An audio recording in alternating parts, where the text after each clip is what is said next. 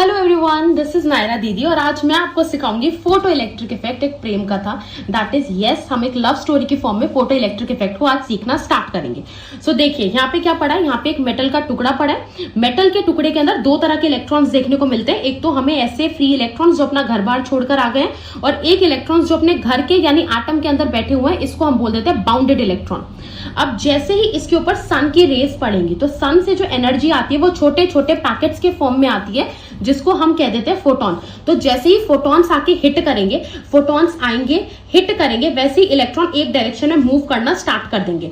Photons आए, electron move करे, और जब इलेक्ट्रॉन एक डायरेक्शन में मूव करना स्टार्ट कर देते हैं बहुत सारे, तो वहां पे करंट आना स्टार्ट हो जाता है। इस तरह से हम सनलाइट से करंट प्रोड्यूस कर लेते हैं। अब इसे एक लव स्टोरी की फॉर्म में समझते हैं ताकि इसकी इक्वेशन और सारी चीजें बहुत आसान हो जाए आपके लिए। और ये कॉन्सेप्ट बहुत इंपॉर्टेंट है क्योंकि 11th क्लास के अंदर केमिस्ट्री के अंदर ये एटॉमिक स्ट्रक्चर के अंदर गिवन है, और 12th क्लास के फिजिक्स में ड्यूअल नेचर ऑफ रेडिएशन के अंदर है। तो दोनों ही क्लासेस के लिए बहुत इंपॉर्टेंट कॉन्सेप्ट है। चलो इसे लव स्टोरी की तरह पढ़ना स्टार्ट करते हैं। तो जो पी से फोटोन आ रहा है ना, मान लीजिए ये आ रहे हैं प्रेम, और ई से जो ये फ्री इलेक्ट्रॉन्स है, इसको मान लीजिए कि ये है एक ईशा। ठीक है, तो क्या होता है कि सन से प्रेम कुछ एनर्जी लेके आता है, और पहले वो घर का ताला तोड़ता है जिस घर के अंदर ईशा बंद है। ताला किसका तोड़ेगा? मेटल का, है ना।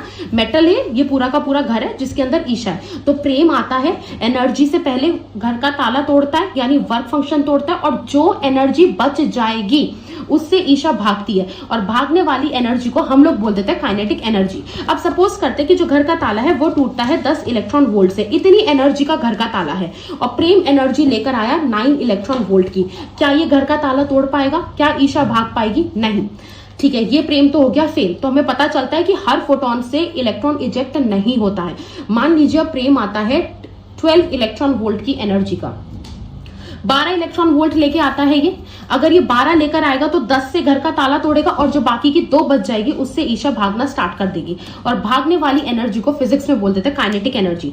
तो इसकी इक्वेशन हमको आइंस्टीन ने दी थी। उन्होंने कहा था देखिए, प्रेम लेकर आया एनर्जी, फोटोन लेकर आया एनर्जी, फोटोन ने उस एनर्जी से तोड़ा घर का ताला, दैट इज वर्क फंक्शन, और बची हुई एनर्जी लेके ईशा भाग गई। ये हमारी स्टोरी का पहला फेज था। अब स्टोरी का दूसरा फेज सुनते हैं। प्रेम एनर्जी लेके आता है, घर का ताला तोड़ता है, ईशा भागती है, और भागती हुई ईशा को बजरंग दल वाले आके रोक ले। तो कहते हैं रुक जाओ ईशा, और जितनी तेज ईशा भागेगी उसको उतनी तेज रोका जाएगा, यानी काइनेटिक एनर्जी जितनी तेज भागेगी यानी उसकी काइनेटिक एनर्जी आगे जाके बन जाएगी उसकी स्टॉपिंग पोटेंशियल, जिसे हम बोल देते हैं EV0।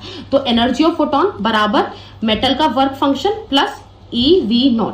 अब ये तो बहुत ही नॉर्मल सी बात हो गई कि घर वालों ने रोक दिया। साइंस में कैसे बोलते हैं, एक्चुअली में हुआ क्या, हमारा पूरा सेटअप कुछ इस तरह से होता है। यहाँ पे ये एक डिस्चार्ज ट्यूब होती है, और नेगेटिव टर्मिनल से जुड़ा हुआ होता है हमारा कैथोड। तो कैथोड पे जैसे ही सन की रेज आके गिरती है यानी फोटोन प्रेम आते हैं, वैसे इलेक्ट्रॉन्स इजेक्ट होना स्टार्ट हो जाते हैं, ईशा भागना स्टार्ट कर देती है। और इस भागती हुई ईशा को रोकने आएंगे इसके घर वाले, तब क्या होता है, ये जो बैटरी की पोलैरिटी है ना, इसको रिवर्स कर देते हैं। इसके रिवर्स करने से इलेक्ट्रॉन्स वहीं के वहीं रुक जाते हैं, स्टॉपिंग पोटेंशियल लग जाता है। अगर आपको कैथोड एनोड में थोड़ा सा डाउट होता है तो आप ऐसे याद रख सकते हैं, C goes to C, यानी कैटायन कैथोड पे जाता है, पॉजिटिव होता है कैटायन, ये किस पे जाएगा? नेगेटिव पे। तो याद रखिएगा कैथोड होता है नेगेटिवली चार्ज, एनोड होता है पॉजिटिवली चार्ज, इसलिए एनोड को पॉजिटिव प्लेट से हम लोग ज्वाइन करते हैं और कैथोड को इससे। तो हमारे पास ये इक्वेशन आ चुकी है। अब हमें पता भी है कि एनर्जी लेके आया प्रेम, घर का ताला तोड़ा और ईशा भागना स्टार्ट कर गई। तो एनर्जी फोटोन की होती है, वर्क फंक्शन होता है मेटल का, याद रखिएगा, और काइनेटिक एनर्जी होती है इलेक्ट्रॉन की। इसको थोड़ा और खोलते हैं। मेरे को पता है कि फोटोन की एनर्जी कितनी होती है। फोटोन की एनर्जी होती है HF। आपको याद रखना है फोटोन की एनर्जी कितनी होती है, HF। इसको थोड़ा आगे लिखते हैं तो ये हो जाती है hc/λ। आपको ये मेमोरी रखनी है। फोटोन की एनर्जी HF हो जाती है, इसको हम लोग खोल के लिख सकते हैं hc/λ। तो फोटोन की एनर्जी कितनी है? फोटोन की एनर्जी की जगह मैंने HF लिख लिया, और ये भी तो एनर्जी ही है, ये HF0 हो जाएगा, प्लस इसकी जगह पे EV0। F0 का मतलब क्या है? थ्रेशोल्ड। ये कहता है वर्क फंक्शन कि भाई प्रेम कम से कम इतनी एनर्जी का तो आए जिससे घर का ताला तो ब्रेक पाए, तभी तो ईशा या इलेक्ट्रॉन इजेक्ट आउट हो पाएगा। इसको भी एक स्टेप आगे लिखते हैं। तो ये कितना हो जाएगा? ये हो जाएगा hc/λ बराबर hc/λ0 प्लस EV0। अब रिलेशन बिल्ड करते हैं। ये जैसे थ्रेशोल्ड फ्रीक्वेंसी है, ये वैसे ही थ्रेशोल्ड वेवलेंथ है। अब देखो, हमें पता है कि इलेक्ट्रॉन इजेक्ट होने के लिए प्रेम की एनर्जी घर के ताले से ज्यादा होनी चाहिए या लगभग इसके बराबर हो। तो energy of photon should be greater then और इक्वल टू वर्क फंक्शन हो जाएगा। एनर्जी की जगह पे HF लिख देंगे, इसकी जगह पे HF नॉट, और यहां से मुझे मेरा पहला रिलेशन मिलता है कि आने वाले फोटोन की फ्रीक्वेंसी ज्यादा होनी चाहिए या बराबर होनी चाहिए घर के ताले की फ्रीक्वेंसी से। एक चीज आपको याद रखनी है कि एनर्जी ही फ्रीक्वेंसी होता है, दोनों के दोनों बिल्कुल सिमिलर टर्म्स है, क्योंकि एनर्जी बराबर HF होता है। आप एक कांस्टेंट ही तो मल्टीप्लाई कर रहे हो फ्रीक्वेंसी की वैल्यू में, तभी तो एनर्जी मिल रहा है। तो साथ साथ बढ़ते हैं, साथ साथ घटते हैं। देखो, अगर एनर्जी बढ़ानी है तो फ्रीक्वेंसी बढ़ेगी, दोनों डायरेक्टली प्रोपोर्शनल है। तो अगर मैं कहती हूं कि आने वाले प्रेम की एनर्जी ज्यादा होनी चाहिए घर के ताले से, तो आने वाले प्रेम की फ्रीक्वेंसी क्या होनी चाहिए, घर के ताले से ज्यादा होनी चाहिए। यहाँ पे ये स्टेटमेंट आता है, frequency of incoming photon should be greater than या equal to threshold frequency, threshold जो घर के ताले वाली है। अब इसी को वेवलेंथ के फॉर्म में लिखने की कोशिश करते हैं। HF की जगह पे HC/λ रख सकते हैं, ये भी HC/λ नॉट। कट करेंगे तो यहाँ पे रिलेशन इनवर्स का, ये 1/λ शुड बी ग्रेटर देन और इक्वल टू 1/λ नॉट। तो अगर इसको वहां से भेज देंगे, इसको वहां, तो λ नॉट बड़ा होना चाहिए या इक्वल होना चाहिए लैम्डा के। Threshold wavelength should be equal और greater than frequency of photon. तो याद रखना, फ्रीक्वेंसी बड़ी होनी चाहिए आने वाले प्रेम की, और आने वाले प्रेम की वेवलेंथ छोटी होनी चाहिए, तब जाके ईशा इजेक्ट हो पाएगी या इलेक्ट्रॉन इजेक्ट आउट हो पाएंगे। अब जो हमने पढ़ा है ना, इसी का इस्तेमाल करके तो माइंड मैप बना दे। ये माइंड मैप लिटरली एक सेवियर है। अगर ये समझ में आ गया ना, तो सारे के सारे ग्राफ बहुत इजीली हो जाएंगे। और इस कॉन्सेप्ट से मेजरली ग्राफ ही आता है। तो आपको कैसे याद रखना है, पहली चीज फ्रीक्वेंसी एनर्जी हम लोग पढ़ चुके हैं भाई। E बराबर कितना हो जाएगा, HF। अगर आप एनर्जी बढ़ाएंगे तो फ्रीक्वेंसी अपने आप बढ़ता चली जाएगी। अब यहाँ पे देखो, अगर आने वाले प्रेम की एनर्जी यानी फ्रीक्वेंसी ज्यादा है, मैंने कहा आने वाले प्रेम की फ्रीक्वेंसी ज्यादा है, इट मीन्स उसकी एनर्जी ज्यादा है। जितनी ज्यादा एनर्जी लेके प्रेम आएगा, उसकी ईशा के पास उतनी ज्यादा एनर्जी बचेगी भागने के लिए, तो काइनेटिक एनर्जी ज्यादा हो जाएगा। और जितना तेज ईशा भागेगी, घर वाले उतनी तेजी से रोकने के लिए आएंगे बजरंग दल, तो स्टॉपिंग पोटेंशियल भी कितना हो जाएगा, उतना ही ज्यादा हो जाएगा। दूसरे पे चलते हैं। दूसरा है इंटेंसिटी।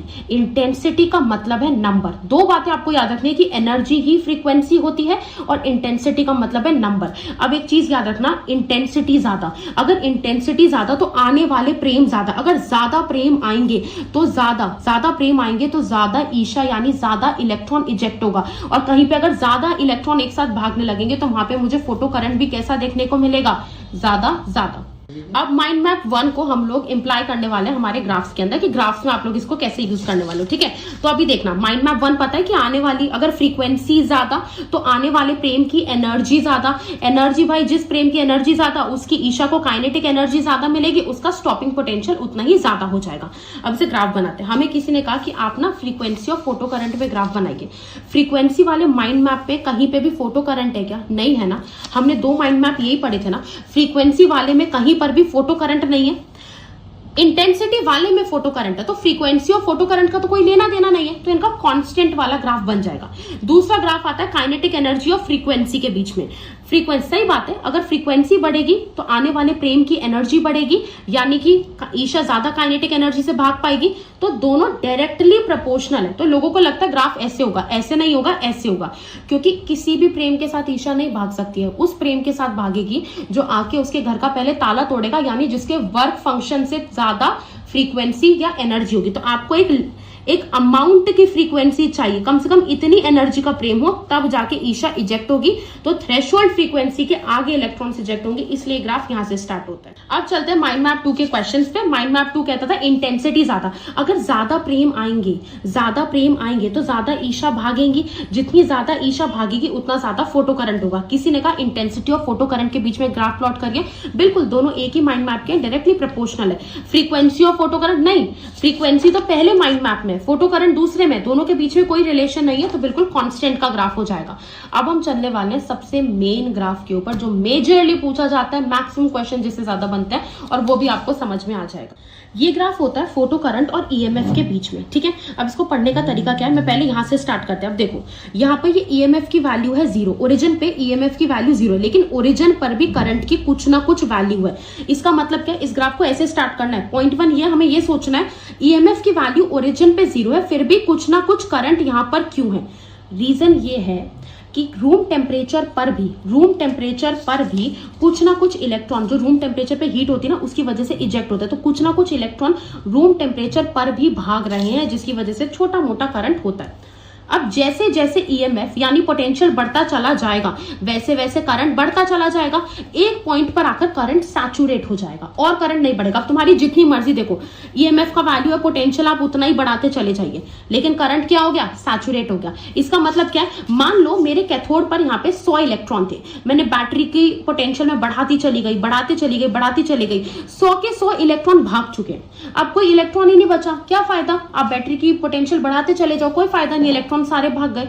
ये बिल्कुल उसके एनालॉगस है, जैसे एग्जाम में आपसे 10 क्वेश्चन पूछे गए हैं और मैं कह रही हूँ क्वेश्चन करो क्वेश्चन करो, आपने 10 के 10 कर लिए, तो अगर मैं पीछे खड़े होकर कह रही हूँ करो और क्वेश्चन करो और क्वेश्चन करो, कहां से करोगे, सारे के सारे हो गए ना, सारे इलेक्ट्रॉन भाग गए ना, तो यहाँ पे और इलेक्ट्रॉन नहीं है, इसलिए थोड़े पॉइंट बाद जाके करंट हमारा सैचुरेट हो जाएगा। अब ये ग्राफ में एक और पॉइंट है, उसमें यह है कि अगर मैं पोलैरिटी रिवर्स कर दूं, वही वाला पॉइंट जब ईशा भाग रही थी, अगर मैं पोलैरिटी रिवर्स कर दूंगी, यानी मैं क्या करूंगी, ऐसे नेगेटिव पोटेंशियल लगा दूंगी, तो आप देखो धीरे धीरे इलेक्ट्रॉन रुकना स्टार्ट हो जाएगा। तो यहाँ पे आते आते आते आते मेरा करंट 0 हो जाएगा। देखो वाई एक्सिस में ये वैल्यू 0 पड़ रही है और यहाँ पर ये जो हो जाएगा, ये इसका EV0 हो जाएगा, जो किसके बराबर है, स्टॉपिंग पोटेंशियल इसकी काइनेटिक एनर्जी मैक्स के बराबर है। अब ये सेम ग्राफ से 2 केसेस बनते हैं, इसके बियॉन्ड कुछ नहीं जाता। पहला केस जो हमारा हो जाता है वो ये है, इंटेंसिटी बदल रहे हैं लेकिन फ्रीक्वेंसी सेम रख रहे हैं, इंटेंसिटी बदल रहे हैं, फ्रीक्वेंसी सेम रख रहे हैं। अब हमें माइंड मैप्स पे जाना है, अगर मैं इंटेंसिटी चेंज करूंगी, इंटेंसिटी चेंज करूंगी तो मेरा करंट चेंज होगा, फ्रीक्वेंसी तो सेम है, तो फ्रीक्वेंसी सेम है यानी कि मेरा स्टॉपिंग पोटेंशियल या फिर ईएमएफ सेम रहेगा। तो इंटेंसिटी बदलने पर करंट की तो कई सारी वैल्यूज आएंगी, क्योंकि फ्रीक्वेंसी सेम है, स्टॉपिंग पोटेंशियल हमारा सेम रह जाएगा। तो इस ग्राफ में कई सारी आपको इंटेंसिटीज की वैल्यू देखने को मिलेंगी, कई सारी करंट की वैल्यू देखने को मिलेगी। और जो देखो ये थर्ड वाली वैल्यू है यहाँ पर आ रही है, सेकंड वाली यहाँ कट करिए, फर्स्ट वाली, तो I3 की वैल्यू बढ़ी है, फिर I2 की वैल्यू हो जाएगी, फिर I1 की वैल्यू हो जाएगी, इस तरह से सॉल्व। दूसरा केस हो जाएगा जब मैं फ्रीक्वेंसी चेंज कर लूं, अगर मैं फ्रीक्वेंसी चेंज करूंगी तो इस बार ईएमएफ चेंज होगा और इंटेंसिटी सेम रखूंगी तो करंट सेम रहेगा। करंट सेम रखना है, एक ही करंट रहेगा, देखिए एक ही ये करंट का बना हुआ है। और फ्रीक्वेंसी के लिए मेरे पास यहाँ पे फ्रीक्वेंसी बदलने से ईएमएफ बदला, एक स्टॉपिंग पोटेंशियल ये हो गया, ओरिजिन से इसकी वैल्यू इतनी है, दूसरे वाले की वैल्यू इतनी है, तो देखिए दूसरे वाले की वैल्यू बड़ी है तो EV0 2 ज्यादा हो जाएगा, EV0 1 से, यानी फ्रीक्वेंसी 2 ज्यादा है फ्रीक्वेंसी 1 से। और ये था हमारा फोटो इलेक्ट्रिक का effect. Thank you for watching.